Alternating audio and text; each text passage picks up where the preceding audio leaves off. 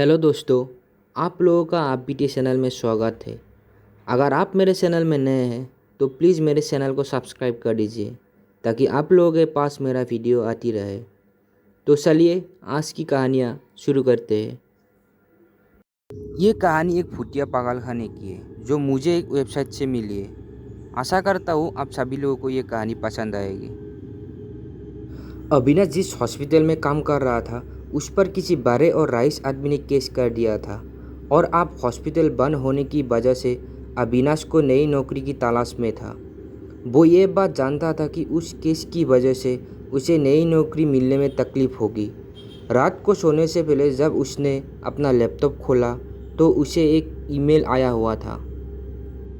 Durgavati mental hospital में MBBS doctor की post की नौकरी के लिए उसे आमंत्रित किया गया है। उसने उस मेल की प्रिंट आउट निकाल कर अपने पास रख ली। अपना ज़रूरी सामान एक बैग में भर के जाने की तैयारी कर ली और अगली सुबह उस पते पर जा पहुंचा। हॉस्पिटल के बंद गेट के पास जाकर उसने आवाज़ लगाई, वॉचमैन वॉचमैन, कोई है क्या वहाँ? पर उसे अंदर से कोई जवाब नहीं मिला। फिर खुद ही गेट खोलकर अविनाश अंदर गया। तभी हॉस्पिटल से भागते हुए एक आदमी बाहर आया और बोला, सुन्नीलाल, तुम्हें आने में इतनी देर क्यों हो गई? अविनाश को कुछ समझ में नहीं आया। वो अपने पीछे देखने लगा कि कहीं वो आदमी किसी और से बात तो नहीं कर रहा है। इतने में वो आदमी उसके बिल्कुल नज़दीक आकर खड़ा हुआ और फिर बोला, हरीलाल, मेरे समोसे का क्या हुआ? इस बात पर अविनाश ने उत्तर दिया, कौन से समोसे भैया? मैं यहाँ नौकरी करने आया हूँ, समोसे बेचने नहीं। अविनाश की इस बात पर उस आदमी ने गुस्से से बोला, साले अपने मालिक से जबान लड़ाता है। ये कहकर उसने अविनाश के गाल पर एक कस के समाट लगाया। अविनाश सामान समेत जमीन पर गिर पड़ा और उसे दिन में तारे दिखने लगे।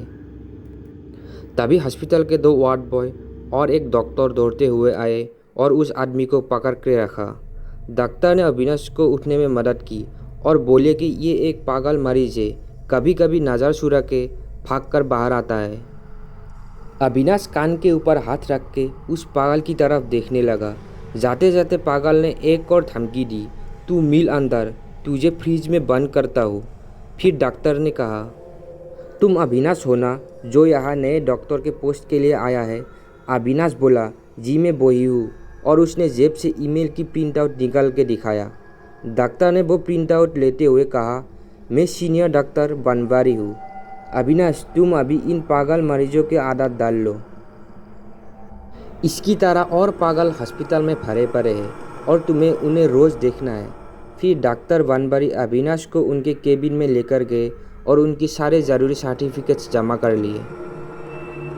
अविनाश को उनकी जिम्मेदारियां समझाने के बाद आखिर में एक चेतावनी दी कि रात को हॉस्पिटल में अकेले कहीं पर मत घूमना, किसी डॉक्टर या वार्ड बॉय को अपने साथ रखना। फिर अविनाश ने पूछा कि ऐसा क्यों? तो डॉक्टर बोले, अब तुम्हें वार्ड बॉय बीरू बाकी सब कुछ समझा देगा। मेरे मरीज को देखने का समय हो गया है। ये कहकर डॉक्टर वहाँ से चल गए। बीरू अविनाश को हॉस्पिटल दिखाने ले गया। हॉस्पिटल देखते रहते अविनाश ने पूछा कि वो डॉक्टर बनवारी ऐसा क्यों बोल रहे थे कि रात को हॉस्पिटल में अकेले मत घूमना। बीरू बोला, साहब, इस हॉस्पिटल में रात को पुराने मारे हुए मरीजों की आत्मा दिखती है। इस बात पर अविनाश की हंसी छूट गई। वो हंसते हुए बोला, बीरू भाई, ये भूत प्रेत कुछ नहीं होता है। बीरू ने इस बात का जवाब सिर्फ एक अजीब सी मुस्कान से दिया। सबसे परिचय होने के बाद शाम होते होते अविनाश हॉस्पिटल के सभी स्टाफ से घुल मिल गया था। फिर रात को खाना ख़त्म करके अविनाश सीनियर डॉक्टर्स के साथ मरीजों के कमरों में एक राउंड लगाया। उसके बाद सभी डॉक्टर स्टाफ रूम में बैठे। कोई किताब पढ़ने लगा, कोई अपने फाइल्स चेक करने लगा। उन्होंने अविनाश को भी अपने साथ बैठने के लिए कहा, पर अविनाश बोला, मैं यही पास में ही अपने केबिन में बैठकर कुछ पुरानी फाइल पढ़ लेता हूँ। ये कहकर वो उसके केबिन में जाकर बैठा। दिन भर की भाग दौड़ की वजह से उसे नींद आ रही थी, इसलिए उसने सोचा कि क्यों ना एक छोटी सी झप्पी ली जाए। उसने टेबल पर अपना सिर रखा और थोड़ी देर के लिए आंख बंद कर ली। तभी अचानक उसे ऐसा महसूस होने लगा कि 1-2 लोगों ने उसे पकड़ कर उसका सिर टेबल पर दबा कर रखा है। वो अपने आप को खड़ा करने की कोशिश में हाथ पैर मारने लगा। तभी उसकी आँख खुली और देखा तो उसके आसपास कोई नहीं था, पर किसी के होने का एहसास ज़रूर था। उसने अभी जो कुछ हुआ उसे एक बुरा सपना मान लिया और केबिन से बाहर चला गया। उसने सोचा कि थोड़ा पानी मुंह पर मार के नींद को काबू करना पड़ेगा, इसलिए वो बाथरूम में गया और वो आंखें बंद करके ठंडे पानी से मुंह धोने लगा। और जब उसने आंखें खोली तब उसके बदन पर डर से एक बिजली सी दौड़ गई, क्योंकि आईने में उसके पीछे एक आधा जला हुआ आदमी हवा में खड़ा था। अविनाश उसे देखकर इतना डर गया कि उसकी सांसें बंद हो गई थी। वो मदद के लिए किसी को बुला भी नहीं पा रहा था। डर के मारे वो एक जगह पर जमसा गया था। अविनाश ने फिर से वही एहसास हुआ कि उसे किसी ने जकड़ रखा हो। उसने एड़ी चोटी का जोर लगा के उस जकड़ से खुद को आज़ाद किया और दरवाजे को ढकेल कर बाहर भागा और दौड़ते भागते स्टाफ रूम में पहुंचा। पर स्टाफ रूम एकदम खाली था। अविनाश बीरू को आवाज़ देते हुए सभी मरीजों के कमरे में एक एक करके झांकने लगा, पर एक भी कमरे में ना डॉक्टर था ना कोई मरीज। पूरा हॉस्पिटल में किसी कब्रिस्तान जैसा माहौल था। उसे इस बात पर यकीन करने में देरी नहीं लगा कि हॉस्पिटल में सिर्फ वो अकेला है। डर से वो थर थर काँपने लगा और वैसे ही गिरते पड़ते चीखते चिल्लाते हॉस्पिटल से बाहर भागने लगा।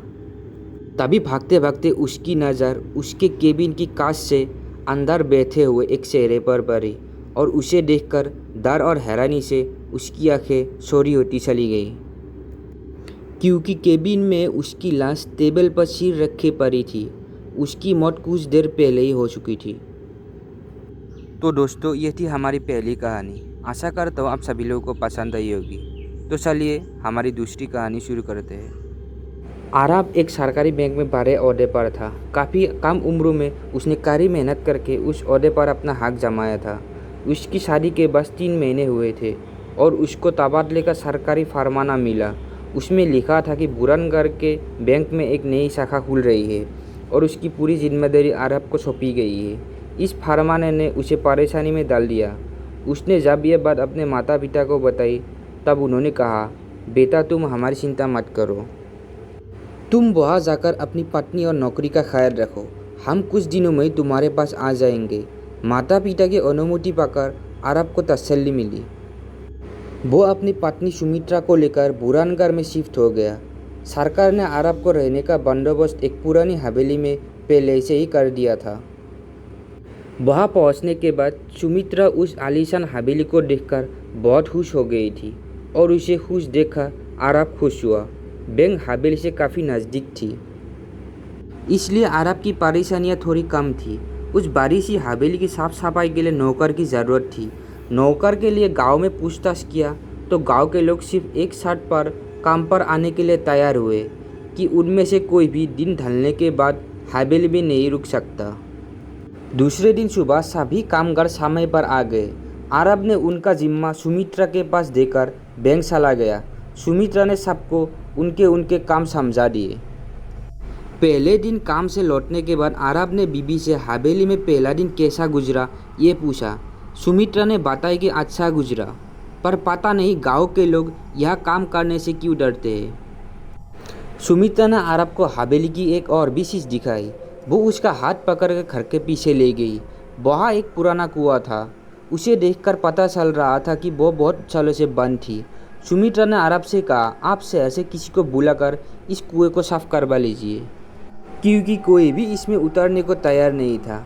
आरब ने कुएं के नज़दीक जाकर उसमें एक दफ़ा झाँक कर देखा और वापस पीछे मुड़ने पर उसको ऐसा लगा कि अभी अभी उसकी नज़रों ने कुछ देखा।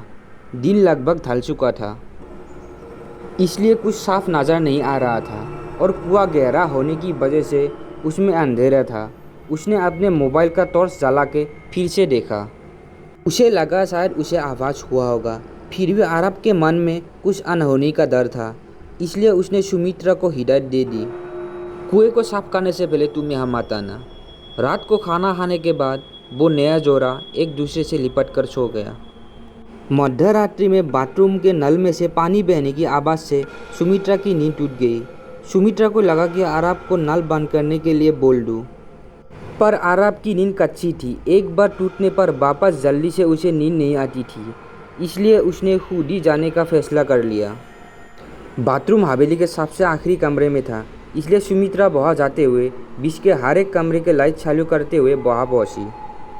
और जब उसने बाथरूम की कमरे की लाइट जलाई तो उसे उसकी आंखों के सामने एक ऐसा डरावना नज़ारा दिखा जिसे देखते ही उसके रगों में दौड़ता हुआ खून बर्फ सूख गया और ज़ोर से चित्कार करके वो बेहोश होकर ज़मीन पर गिर पड़ी, क्योंकि उसके सामने हवेली के पुराने मालिक इनामदार और उसका परिवार था जो 20 साल पहले मर चुके थे। और उस परिवार की एक बड़ी सी तस्वीर भी उन्होंने सुबह साफ की थी। आरब ने जब सुमित्रा की सुख सुनी वो दरबारा कर बैठ उठा और बाथरूम की ओर भागा और वहाँ से सुमित्रा को बेहोशी में मिली। अरब ने उसे बाहों में उठा लेकर बिस्तर पर लेटा दिया। जब वो होश में आई तब सामने बैठे अरब से थर-थर काँपते हुए लिपट गई और उसे तेज़ बुखार छा गया था। अरब ने दारी सुमित्रा से पूछा कि तुम क्यों सीखी थी। तब उसने बताया वो रात को पानी का नल बंद करने के लिए गया था। वहाँ उसे हॉल में लगी हुई तस्वीर के मरे हुए 3 लोग दिखे थे और उसे बुला रहे थे। आरब ने कहा, पर मैं वहाँ जब तुम्हें देखने आया था तब तो कोई नल चालू नहीं था, क्या तुमने वो बंद किया था? और कम से कम तुम वहाँ जाते वक्त 1-2 कमरे की लाइट तो लगा के जाती। सुमित्रा के चेहरे पर डर के बादल छाने लगे। वो बोली, मैंने तो सभी कमरों की लाइट लगा दी थी। पर उसको अब नींद नहीं आ रही थी। उसे वो कुएं का सीढ़ियों वाला आदमी बार बार याद आ रहा था, इसलिए वो मोबाइल पर गेम खेलने लगा। फिर आरब उठकर किचन में पानी पीने गया। किचन में जाते वक्त वो हॉल में थोड़ी देर रुका और उस तस्वीर को उसने ध्यान से देखा। किचन से पानी पीने के बाद जब वो लौट रहा था तब ना चाहते हुए भी उसकी नज़र उस इनामदार की पारिवारिक तस्वीर पर पड़ी और उसी वक्त घबराहट से उसकी दिल की धड़कनें तेज़ हो गई थी, क्योंकि वो तस्वीर खाली थी। उसे देखने के बाद आरब ना भागा और ना ही सीखा। वो काँपते हुए नाक की सीध में चलता गया। अब उसने दिल में ठान लिया कि अभी के अभी सुमित्रा को लेकर हवेली से बाहर निकलेगा। वो जब बेडरूम में पहुंचा तब बड़ी मुश्किल से सुलाई हुई सुमित्रा बेड पर नहीं थी। पहले से ही डर ने उसके दिमाग में आतंक मचाया था और अब सुमित्रा। वो हर एक कमरे की लाइट जलाते हुए बाथरूम की ओर बढ़ रहा था, ये सोचकर कि शायद वो कहीं यहाँ होगी। अरब ने बाथरूम में पहुँचते ही उसे किसी के पानी में कूदने की आवाज़ आई। फिर वो एड़ी छोटी का जोर लगा के घर के पीछे जा पहुंचा। वहाँ का नज़ारा देख के उसकी सांसें पल भर के लिए रुक गई थी, क्योंकि कुएं के किनारे पर इनामदार, उसकी पत्नी और सुमित्रा तीनों एक साथ खड़े थे और आरब की आंखों के सामने पल भर में ही तीनों के तीनों एक साथ गहरे कुएं में कूद गए। ये देखकर आरब जोर से चिल्लाया, उठकर अपने बिस्तर पर बैठ गया, क्योंकि वो एक सपना था। उसकी आवाज़ सुनकर सुमित्रा भी उठ गई और पूछने लगी, क्या हुआ, अब तुम क्यों सीखे? अरब ने कहा, कुछ नहीं, बस एक बेकार सा सपना था। ऐसे कहकर उसने बात को टाल दिया और अब तक सुबह हो चुकी थी। नौकरों ने 6:30 बजे ठीक दरवाज़ा खटखटाया था। रात के अरब ने किस्से से सुमित्रा को तेज़ बुखार था। इसी वजह से अरब ने उस दिन बैंक से छुट्टी ली थी और गांव के दवाखाने ले गया। आते वक्त दोनों गांव के मुखिया जी से मिले और उस मनुष्य अरब ने हवेली का सच पूछा। उन्होंने बताया कि इनामदार के परिवार में 3 लोग थे। वो तीनों गांव के लोगों से किसी बेरी की तरह पेश आते थे। उनके बेटे ने तो हर एक जुआ खाने में उधारी कर रखी थी, हर रोज़ मारपीट करके आता था और बाप पूरा दिन नशे में धुत रहता था। उन्होंने बैंक से व्यापार के लिए लोन लेकर अय्याशी की और जब कर्जा चुका नहीं पाए तब बैंक ने उसकी हवेली पर कब्जा करने का आदेश दिए, पर वो हवेली छोड़ने के लिए तैयार नहीं थे।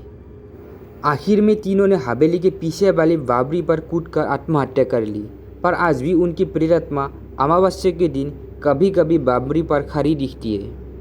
और कल भी अमावस्या थी, शायद आपको भी कोई फुतिया अनुभव मिला होगा। मुखिया की बात पूरी होने के बाद अरब ने उन्हें उनकी आपबीती सुनाई। आखिर में मुखिया ने उन दोनों को गांव में एक अच्छा मकान किराए पर रहने के लिए दिलवाया और उसी दिन दोपहर तक वो और एक नए घर में शिफ्ट हो गए। तो दोस्तों, हमारी दोनों कहानी कैसी लगी कमेंट में ज़रूर बताना। अगर आपके पास ऐसी कोई कहानियाँ हैं जो शेयर करना चाहते हैं तो डिस्क्रिप्शन बॉक्स पे मेरे ईमेल आईडी है, तो उस पर शेयर कर सकते हैं।